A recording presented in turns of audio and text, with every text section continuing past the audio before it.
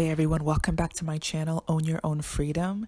And today I'd like to talk to you guys about the Joker movie. I'm surprised there aren't a lot of, I haven't seen anybody in the narcissistic abuse survivor community on YouTube talking about this, but I think it's very relevant.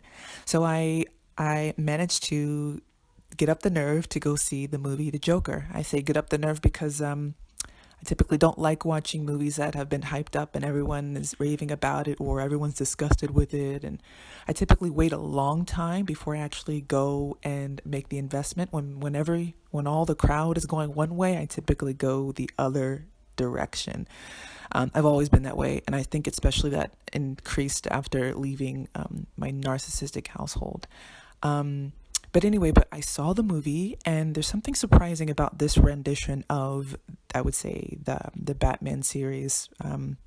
This isn't really. I think this is like a building block to. They're going to have another whole, series of on the Batman story from the beginning, and they're starting with the Joker. And it's interesting because we get to see sort of how the Joker came into being, his origin story, and how he was dealing with all types of he deal with all types of maniac behavior, mental disruption, a little bit of psychopathy. He has this laughing disorder. That's sort of where he chooses to take on the name the Joker. But something that was really important is that, this is a spoiler, by the way, we find out that his mother, the one whom he's taking care of, and he's, basically feeding her hand and foot and making sure all of her needs are met, paying all her bills, and he's living in the apartment with her. They live in a terrible area in Gotham City. Everyone's struggling for work. And we find out that this woman that he's been taking care of suffers from not only psychopathic behavior, but strong narcissistic personality disorder. And what I don't quite understand is why people haven't been talking about this, is because it's serious. She ruined his entire life. And I feel like in that moment when that was revealed, something in my stomach just dropped. I was like, wow, that's why I can identify. I mean, I'm not an insane person like this guy is, because for many other reasons, but he literally, his life has been ruined by this woman. This woman who, number one, apparently, according to her file, because she ends up going to a mental institution, and she ends up going to the hospital. And when she's in the hospital, he goes and searches for her records, and he finds out not only other things. I'm not going to go into all the spoilers, but he finds out all this information about her mental state. And basically, all his childhood, the reason why he's so screwed up is because she repeatedly abused him, neglected him. They even mentioned that she tied him, this little boy, to a radiator, so he had all types of burns and probably deformities. He never did well in school. She would take him out of school. She wouldn't allow him to go anywhere, and it's because of the things I won't share with you the whole story, but literally it is insane. And the reason why it's so important is because it's a great picture and an accurate picture that Hollywood actually managed to present of what it is like being in a narcissistic home. But the thing is, it's not like he had other siblings or another parent to bounce his ideas off of.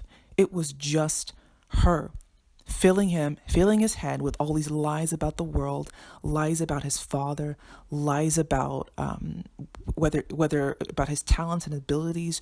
She would make everything so crazy. She would demand that he take care of her. And the thing is, because she had been grooming him from a young age, he doesn't know anything other than to take care of her. So when she finally, okay, another spoiler, when she finally dies, he's not upset. Like he's not, torn apart. He's relieved. Of course, that doesn't really solve anything, the fact that she died, but it's just like, it shows you that like our life in a narcissistic household is pictured so clearly in this movie but the thing is, it's different because we as survivors have lived to recognize what the problem was. It wasn't us. It wasn't that we were crazy. It wasn't that, the world is against us. It wasn't that, we're never going to be happy. We're never going to be satisfied. He even said at one point, I've never been happy an entire day of my life. Like, oh my God, is that like a picture of our life in a narcissistic household? And then when we get out in some way, if I would say if God is merciful and we get out and we find out what happened to us, the healing starts.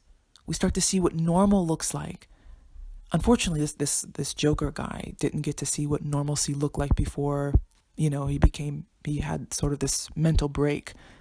But I think that's really encouraging to us, because we don't have to look back on our life and say, that's a whole part of my life wasted. No, like, we are stronger because of it. We didn't become crazy persons. We didn't become, hopefully not manic depressants. We didn't become narcissists ourselves. We became people who desire to be empathetic to the world and to understand what the world is going through, and to understand and to help people, to do the opposite, to repair the wounds that were created in us, and to repair the wounds in others that have been created in them. That's our purpose. That's what's so powerful about this, is even though people were like stunned in the movie theater, it was still like, wow, this woman ruined his life. And that's what narcissists do. They come to ruin people's life. But we survived. Let me know if you've seen this movie and you have any other things you like about the Joker, and if there's something that I missed. Like, oh my goodness, there's so much stuff to talk about. But leave a comment down below what you think, and also like and subscribe to my content, because hopefully I will come out with things more regularly. But yeah, this is my first review, hopefully not my last, but I think this is going to be a new trend. So thanks for watching. I'll see you in the next one.